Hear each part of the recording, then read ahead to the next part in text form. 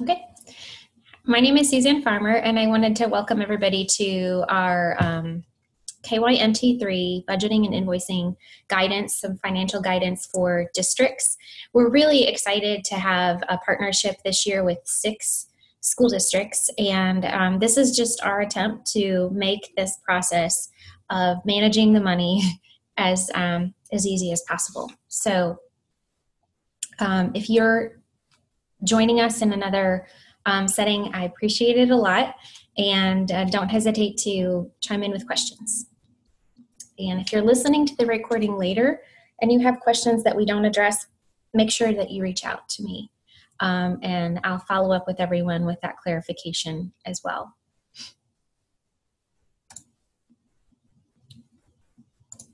Okay.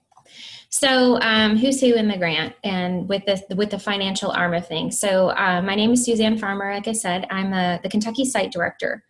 And my role is that I handle the programmatic work in Kentucky, but I'm also responsible for all of the budget and the money, making sure that when we spend money, that the intent of it is true to the intent of the grant work with National Board.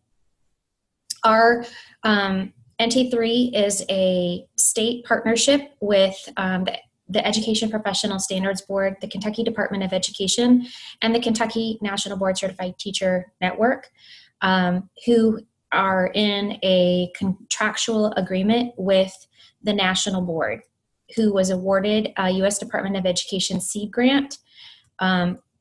So the money actually comes from federal dollars. It's part of Title II funding through the U.S. Department of Education. It was awarded to the National Board. This is the second iteration of that award. And then National Board enters into agreements with, there are 10 sites, and we are one of those. And because the Education Professional Standards Board is the fiscal agent, that's where our money, all of our money in Kentucky is funneled through that agency. And that's where my office is when I work in an office. Often I'm at home. So I'm the best person to start with your questions around budget, because sometimes the budget question may impact the Standards Board, and sometimes it may impact the National Board, and sometimes the National Board has to reach out to the U.S. Department of Education. So, so that's sort of the chain of how that is all connected.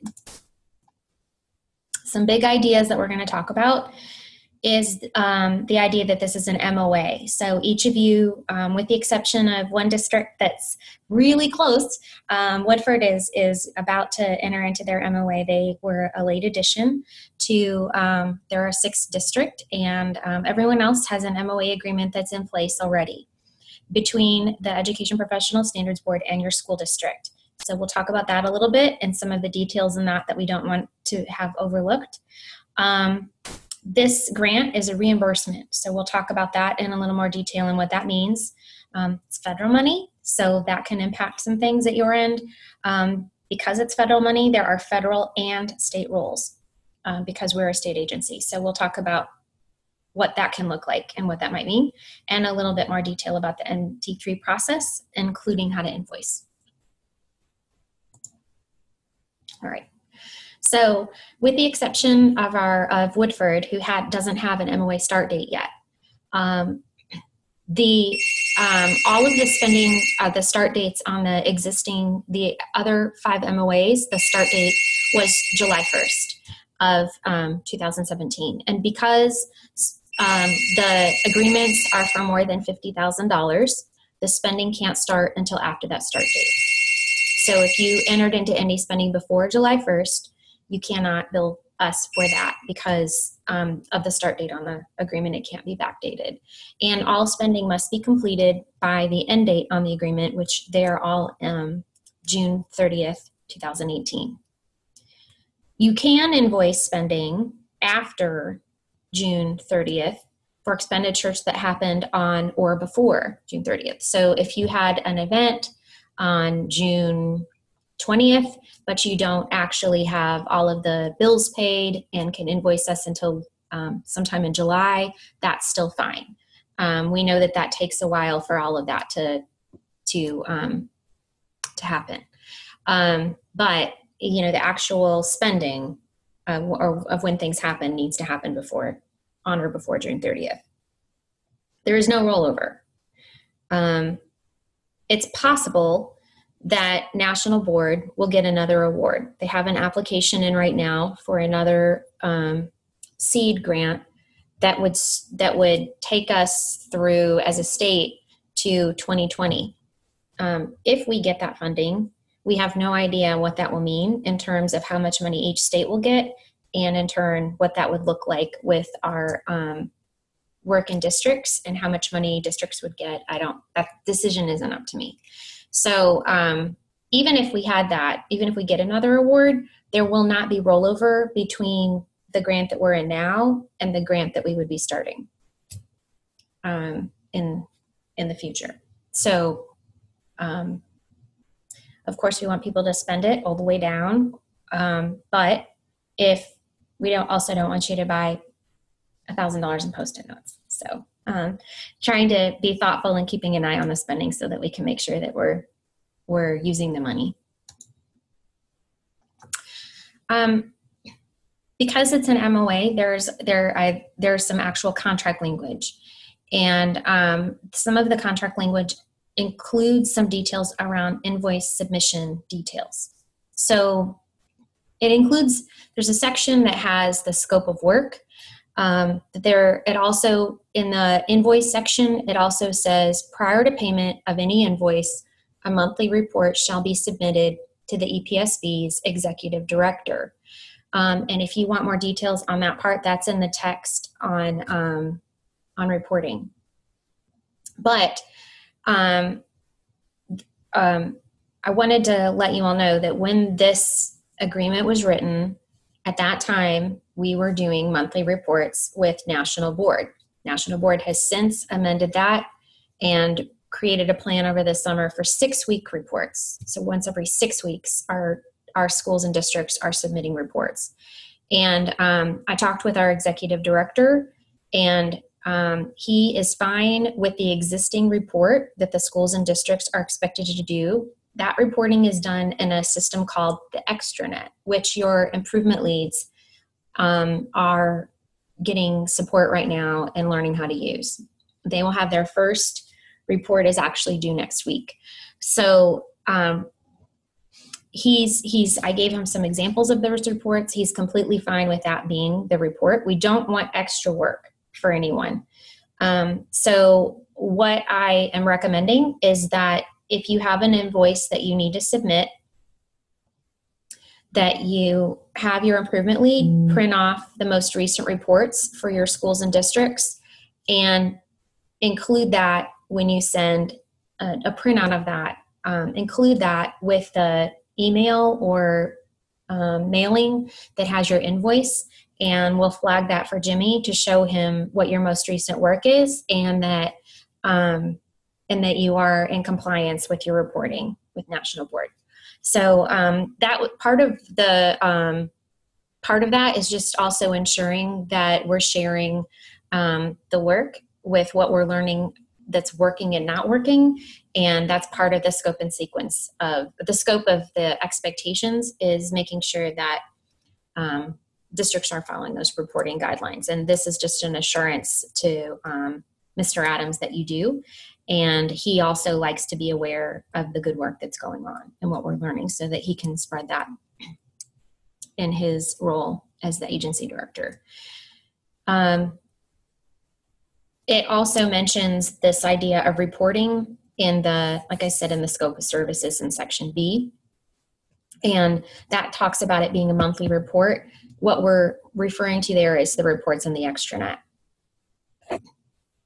So as long as you're in compliance with the deadlines with National Board, you're in compliance with us. Are there any questions on that part?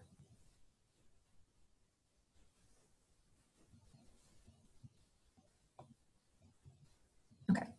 And there will be times, I'm sure, when you don't have a monthly invoice, you don't have to, if you could still print off that report or alert me and I can print it off for Jimmy, but it's for the Executive director, it says that before that can be paid, that you need to submit the monthly report. So I don't know that you would, I can clarify with Jimmy, but I don't know that he will need it unless you're submitting an invoice. All right. We ask that if you have an invoice that month, that you send it to the Education Professional Standards Board no later than the 15th of each month. You can mail that or you can email it.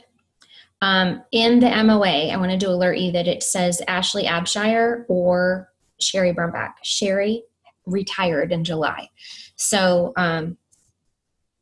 that was, her decision was after we had those MOAs processed.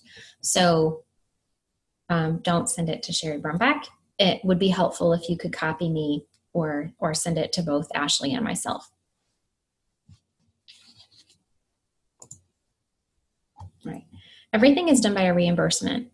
So you must include all proof of payment to show that you actually have paid things in order to be reimbursed.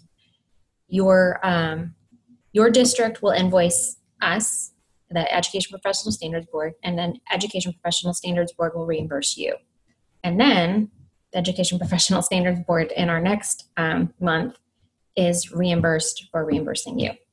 So there's like this double trickle of reimbursement, which is why it's really important to invoice regularly and not hold things until the end of the year, unless it's an expense that doesn't happen until the end of the year. But we want to try to keep, try to manage that a little bit. It's just, we'll slow down all of the reimbursements if they all come at once. And expenses that are not allowable, of course, can't be reimbursed. So just making really sure that when you pay for things that they are allowable. So we're going to talk a little bit about that.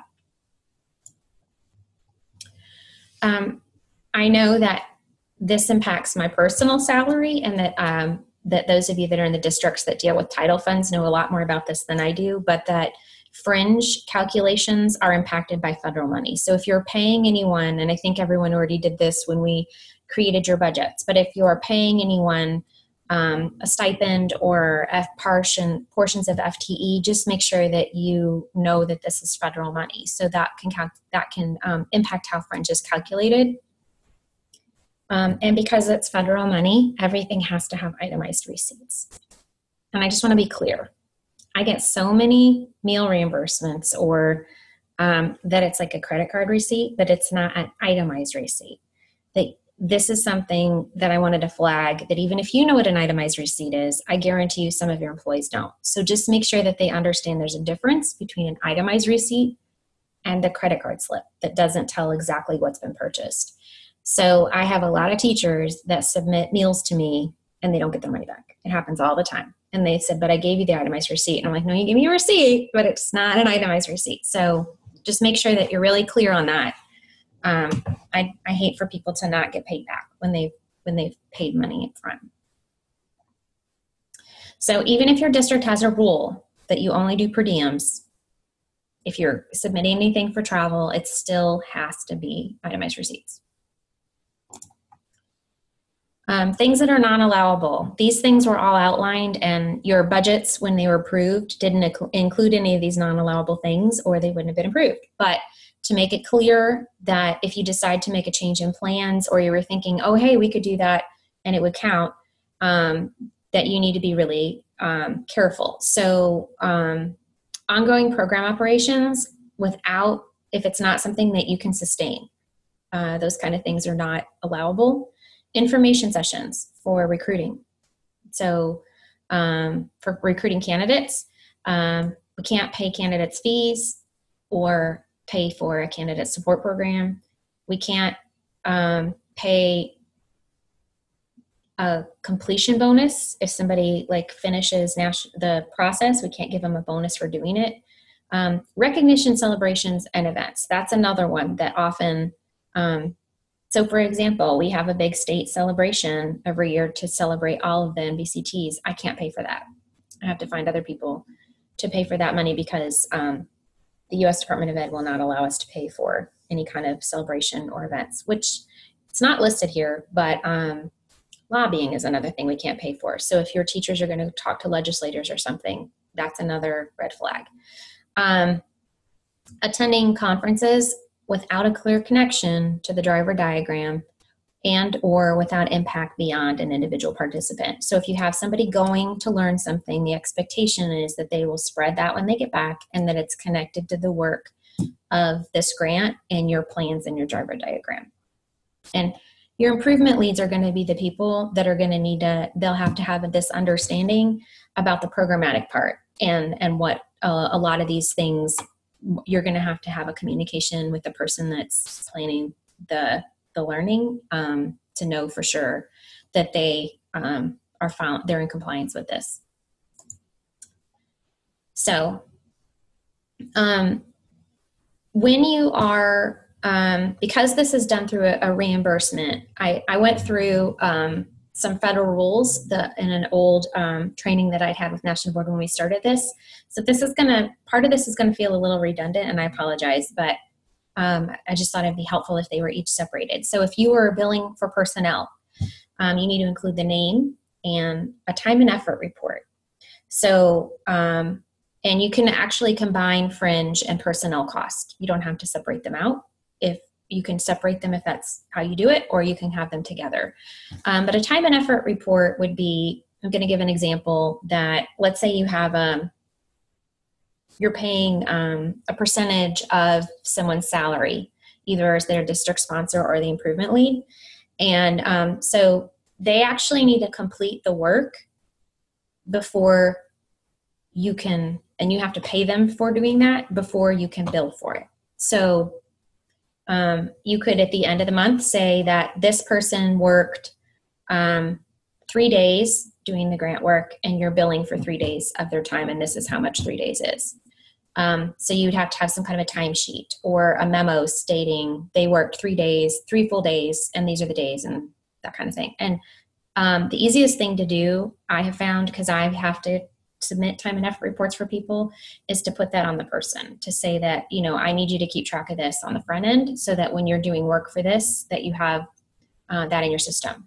Or if you have an existing timesheet system, maybe to make it easier, have that person print it and like maybe highlight or circle the days that they were spending on this, or keep a log of hours if you're paying them hourly and how much that is. So even if you're giving someone, anytime that you're paying someone hourly or a portion of their salary, that's going to be part of this. If it's a stipend, that's a little bit different. That would just be for stipends. If you were paying someone for a leadership role, it would be this was the expectation for this role, and they, you know, we verified that they did everything in those that they were expected to do. And then that could be like a lump sum or 2 payments or something like that. Are there questions about personnel?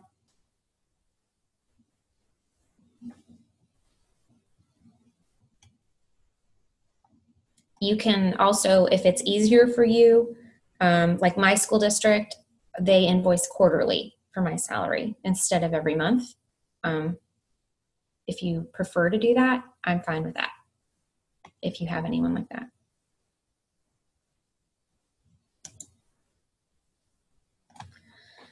Okay, in terms of travel, if you are paying for anyone's travel, we of course have to have like the dates of that travel, but also the purpose and a proof of payment. So if someone submitted a travel reimbursement to you, or you paid it up front, just a proof of what that travel was, if it included hotel, like, you know, a hotel receipt, or if there's meals that you cover as part of your district policy, I guarantee you that you probably don't pay any more than would be allowable, because National Board has a higher meal reimbursement allowance than anyone in the state.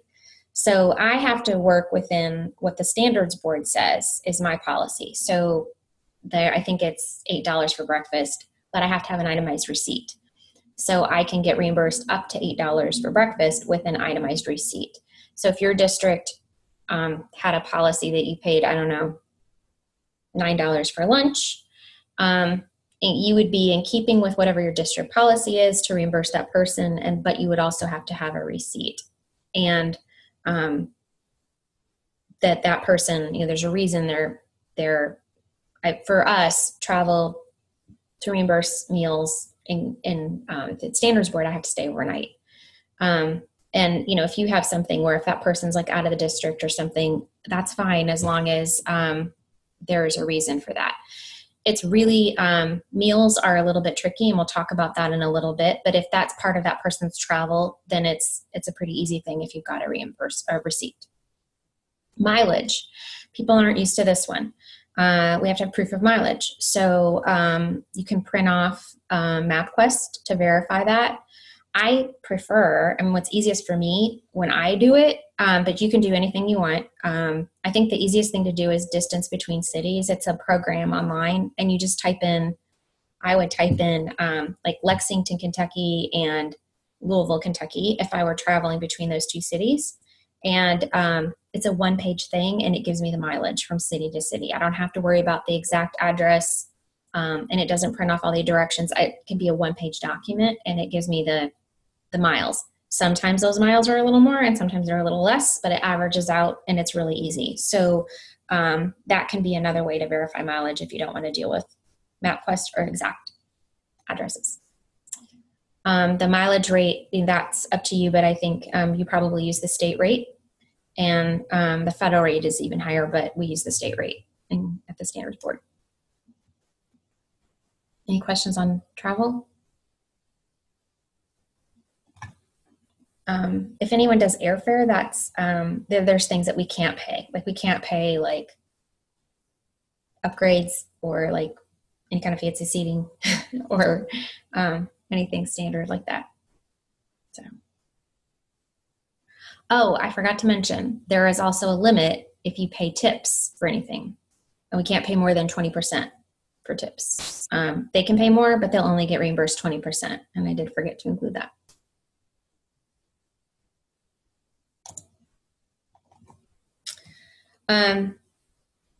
In terms of substitutes, if you are paying anyone's substitutes, just, list who that is that had the substitute and the purpose. So maybe that person is out because they're doing some on-site coaching, or maybe they're out to go to training or something, just, that's why. And then a proof of the payment made. And this is, for example, a travel voucher, but that's okay. I'm sorry. I apologize. That's the proof that you paid this up. That'll probably be from your budget report. It doesn't have to be a receipt. Obviously that was a misprint. And I'm sure that because you guys are finance people, you already know this, but we can't pay for subs if we're also paying a teacher a stipend for that same time worked. So if you pay for a teacher to be out, if you pay for a sub for a teacher to be out to go to a training, you cannot pay that teacher a stipend also to go to the training, because that would be a double dip. And I think you all probably know that rule, but just clarifying that if there's people that are not finance people on the call. You can purchase technology. Now that probably would have been in your proposed budget already. But if you do, you need some kind of a description of the equipment or technology and an invoice. Now, if you're going to use the equipment or technology for more than just the grant work, then you would need to prorate that. So maybe you're also using it for something different in the district. You need to kind of estimate the time and then a proof of payment. With technology, we had a district last year that did purchase a little bit of technology. They purchased some swivel cam, I think a swivel cam for a school to film some teachers and then share that their films of their teaching and talk about their videotapes with each other. And that improvement lead, I thought, did a really nice job of reaching out to me ahead of time and making sure that that would be allowable. Just because I don't ever want somebody to purchase something and then not get their money back. So if you have any doubts, it's good to just reach out. Supplies. a description of the supplies, the invoice, and proof of payment. On here, though, there's a note about food costs, because food costs is often in the supplies. So if you had like a training, an all-day training or a meeting of some kind, and it is cheaper or easier or a better use of your time to keep those people together instead of sending them out to get lunch, then that would need to be justified ahead of time and approved. That's the national board's policy. I, of course, provided meals at our summer launch, because then I was able to get a lot more work done in a shorter period of time, and I didn't have to then reimburse 100 individual receipts. So you can do that, but it's really easier if you can avoid that for whatever reason. Obviously, individuals traveling, that's really easy. That doesn't have to be approved ahead of time. But if you wanted to provide food in an event, I recommend you contact me first and we can talk through those details.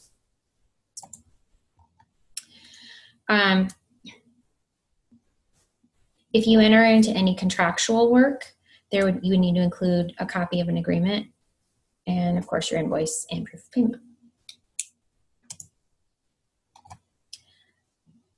EPSB doesn't use Munis. So this information is directly from the Kentucky Department of Ed, which I think I already sent all of you in an earlier email. The contact that sent this information to me is Karen Conway, and she has listed this information to help when you do your Munis codes. The funding source is listed as the Department of Education, but it's actually Education, Department of. And then this is the full title of the SEED grant, stands for Supporting Effective Educator Development. And she has her project code here, 454X, and the CFDA number.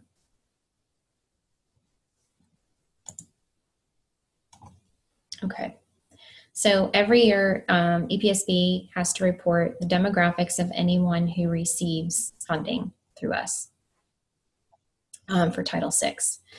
And so if you think about the people that you're paying, this could be your improvement lead, might be your district sponsor, could be you might be paying some administrative support, or any kind of teachers receiving stipends. Or those people, you just need to keep track of the demographics. And I use the demographics off of the school report card. And by demographic, I'm not speaking gender, I'm just speaking African American, Asian, Latino, Caucasian, that category. I will, our legal counsel asks me for this information. She sends me almost a month's notice before she needs it. And so I'll make sure that you guys have plenty of time I'll remind you towards the end of the school year that we'll need that report. But I just wanted to flag it on the front end so that you could be aware of that. And if you're in a large district or you may not know the demographics of your teachers, it can be helpful to kind of ask this on the front end when you're setting up payments. So when you invoice, your verification, so your receipts or your travel vouchers, those can be copies or scans. I don't need the originals. You can keep those for your own records. And just make sure that when you're sending it, because they're copies or scans, that things are dark enough and large enough to read, because then I have to also in turn scan them and send them to National Board. And if they can't read it, they'll kick it back and I don't get reimbursed. And, I have to make sure that everything can be read so that that reimbursement trail can happen.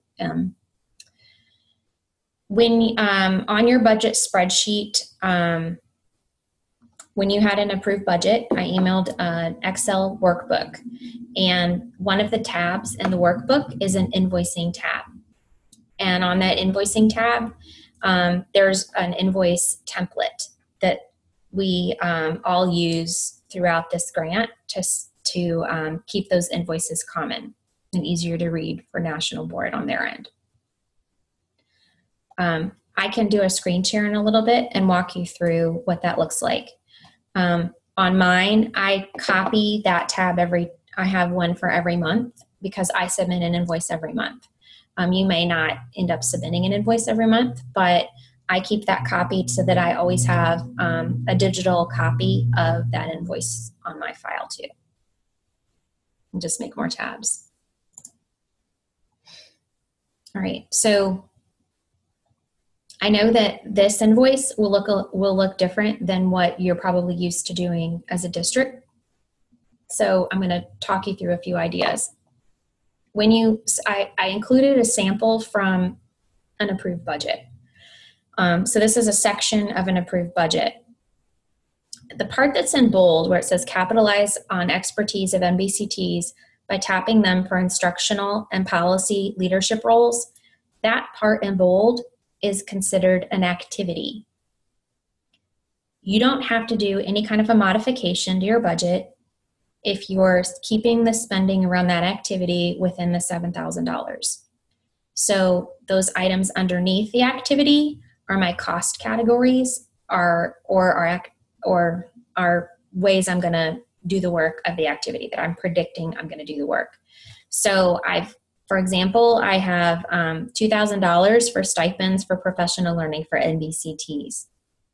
It might end up that I want to pay $3,000 for professional learning for NBCTs, but I'm only going to need $2,000 in travel. I don't need to do any kind of a modification to make that adjustment. And you don't even need to alert me about that. You're allowed to, as long as it's in keeping with that activity line and keeping your spending there with the intent of what that work was going to be in your narrative, then you don't need to make any kind of a modification. So because we have to know how much is being spent in each activity line, the activity has to be included on the invoice, which is one of the sections on the invoice template. So in fact, I'm going to go back for a minute and you'll see this on this picture of it. That's the very first cell on your invoice that says activity. And by activity, what we mean is this thing in bold. So that's the wording from that, or the first part of that wording from that, if it won't all fit or whatever, will be what the text that's going to go on your invoice. So for this, I could say capitalize on expertise of MBCTs on my invoice. Then where it says cost category on the invoice, that's going to be the thing here on the left that's either like stipends, travel, or substitutes. So that's what the cost category is. Then when it's description, that's you explaining in your own words what that is. So if I was paying for substitutes, I would say substitutes for teachers to go to whatever the training was called. Then my verification that I would include for that would be, my substitute pay for work and my payment verification. So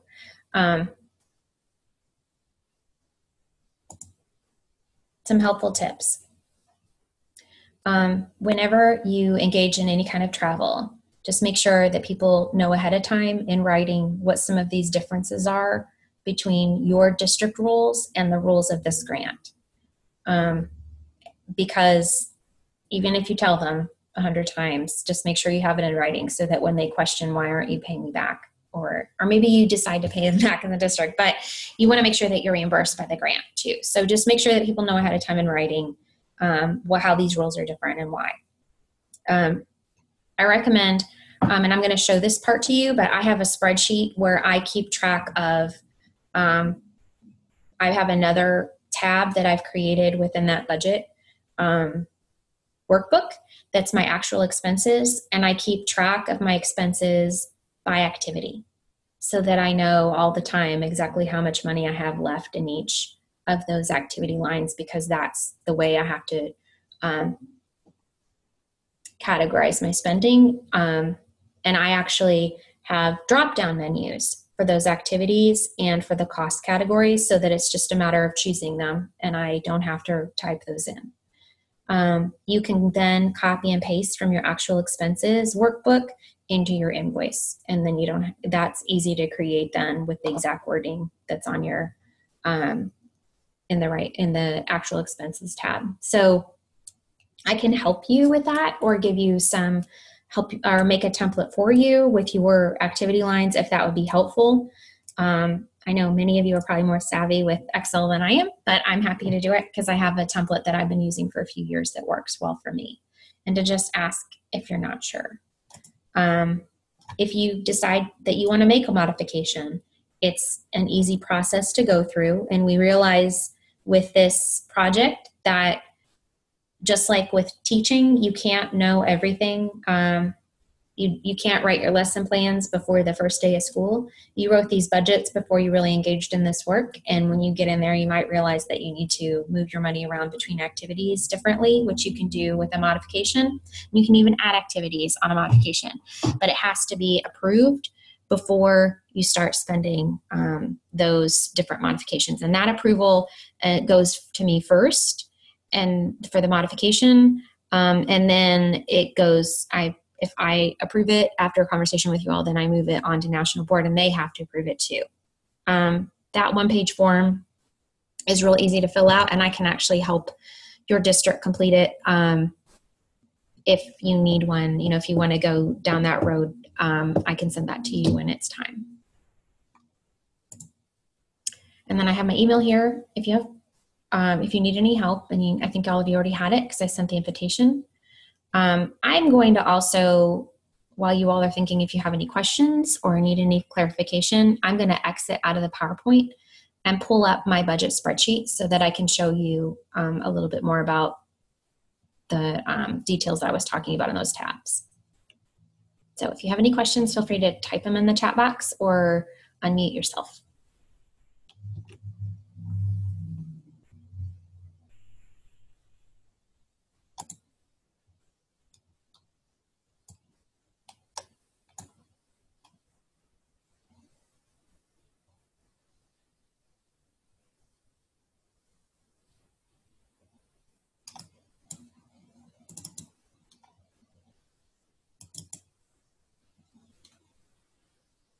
Okay. Can you still see my screen? Lee County, I can see you guys. If you can see my budget stuff, can you give me a little thumbs up? Great, awesome, thank you. So what I mean by, okay, so you will have a tab that says budget, and on your budget tab, this includes your activities. So like this is where I copied and pasted that capitalize on the expertise of MVCTs by tapping them. That each one of these bold things is a different activity bucket in my budget. So, so that's what the budget tab has. Then this used to say invoice on this tab, and I named it July 17 because I had a couple expenses that I invoiced for in July. Let me show you August because this is what it looks like when it's blank. Okay, so it has the activity, cost category, and total. Now there's no drop downs in this right now with this cost category and things. So what I do is I have another tab that has my actuals, and in that actuals, each one of these items here that says, like where it says state, these are each of my activities. Each activity has its own column, and I have what the total budget is I can spend on that activity here. And anytime I enter something in that, like if I spent $500 here, it shows me now how much I have left and what percent of it that I have already spent. So anytime that I submit something, it comes to me first. I submit it into this spreadsheet and then I submit it for payment and keep copies for myself so that when it's time to do the invoice, I have everything in a folder already with all of the paperwork that I need in one place. And it just really saves a lot of time because I don't have to ask the budget person to pull verification for all that. I have it before it was submitted.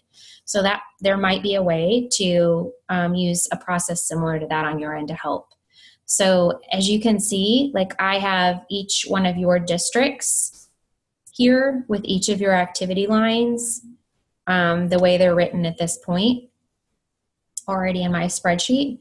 So then when you send me an invoice, I'm going to be tracking your activities here just to keep an eye on that, because if you start overspending in an activity, I'll have to alert you that we'll need to do a modification.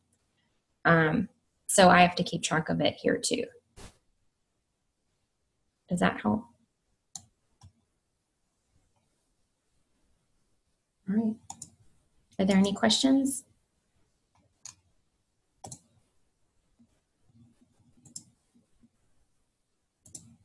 I'm going to stop share.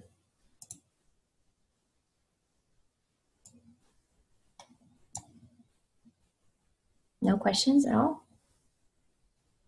All right. I'm going to stop recording.